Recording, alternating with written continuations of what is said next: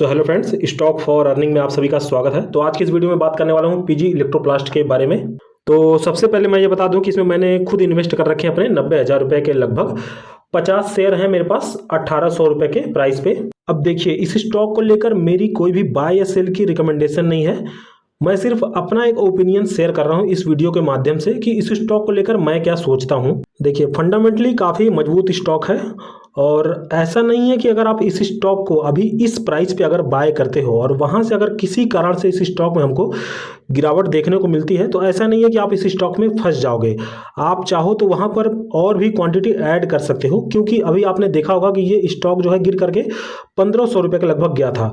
फिर वहाँ से हमको इस स्टॉक में काफ़ी अच्छा बाउंस बैक देखने को मिला और ये स्टॉक अभी 1800 रुपये के लगभग ट्रेड कर रहा है। तो सबसे पहले अगर आप इस कंपनी का शेयर होल्डिंग पैटर्न अगर आप देखोगे तो यहाँ पर FII और DIIs ने काफ़ी अच्छी तरीके से अपनी होल्डिंग्स को इंक्रीज़ किया है। जहां मार्च 2021 में FIIs मात्र 1% थे, वो आज बढ़ करके 10% के लगभग हो चुके हैं। और DIIs की अगर बात करें तो वो 0% थे मार्च 2021 में, वो आज बढ़ करके 12% के लगभग हो चुके हैं। तो काफ़ी अच्छा शेयर होल्डिंग पैटर्न है। तो यहाँ पर कंपनी का जो बिजनेस है AC और कूलर सेगमेंट का, इसकी डिमांड मार्च क्वार्टर और जून क्वार्टर में ही सबसे ज़्यादा रहती है। तो यहाँ पर कंपनी के जो क्वार्टरली रिजल्ट है ये 2 क्वार्टर में सबसे ज़्यादा अच्छे आते हैं, क्योंकि यहाँ पर आप देख सकते हो ये जो मार्च 2022 में कंपनी का जो प्रॉफिट था वो 28 करोड़ का, वो बढ़ करके मार्च 2023 में आप देख सकते हो वो 40 करोड़ का हो गया। और उसके बाद जून क्वार्टर में अगर आप देखते हो 2022 में जो प्रॉफिट 16 करोड़ का था वो बढ़ करके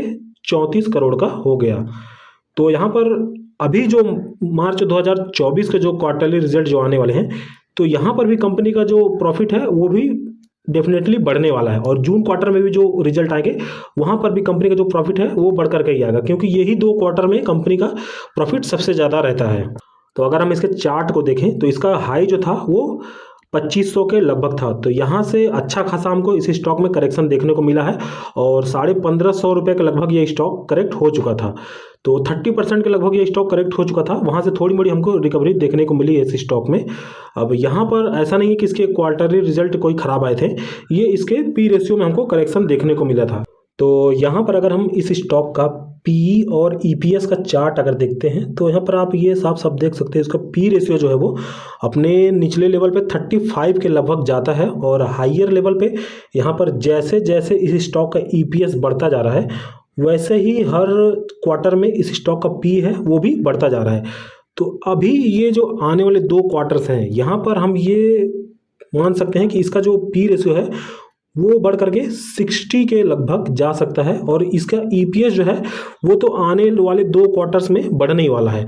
तो इसका करंट EPS जो है वो अभी 44 का चल रहा है। तो ये आने वाले 2 क्वार्टर्स में बढ़ करके कम से कम 55 से 60 के लगभग जा सकता है।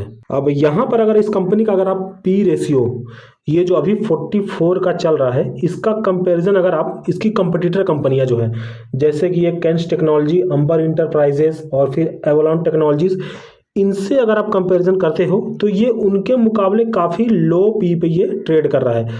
तो यहाँ से भी ये स्टॉक हमको इन कंपनियों के मुकाबले काफ़ी अंडर वैल्यूएशन पे देखने को मिल रहा है। अब यहाँ पर अगर हम इस स्टॉक की वैल्यूएशन निकालते हैं आने वाले 2 क्वार्टर्स के हिसाब से एकदम सिंपल मेथड में, तो यहाँ पर अगर इस स्टॉक का करंट पी जो है 40 का चल रहा है और EPS अगर हम देखते हैं जो 44 का चल रहा है, तो यहाँ पर जो इसका EPS है वो आने वाले 2 क्वार्टर्स में कम से कम 55 के लगभग ईजिली चला जाएगा।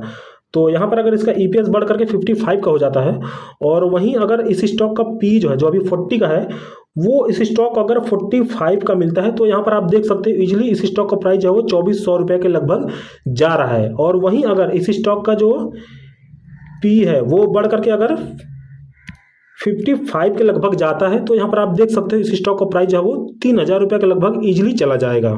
अब यहाँ पर अगर हम देखते हैं तो JM फाइनेंशियल ने भी इस स्टॉक के टारगेट प्राइस जो है वो 2400 रुपये के लगभग दिए हैं। अब यहाँ पर 27 मार्च की ये रिपोर्ट है जहाँ पर टारगेट 2400 रुपये का है। तो मुझे लगता है कि काफ़ी अच्छी प्राइस पे अभी ये स्टॉक मिल रहा है और यहाँ पर इन्वेस्टमेंट करने का काफ़ी अच्छा मौका है। तो आई होप आपको ये वीडियो अच्छी लगी होगी। अगर अच्छी लगी तो प्लीज़ वीडियो को लाइक करना और चैनल को सब्सक्राइब करना। धन्यवाद।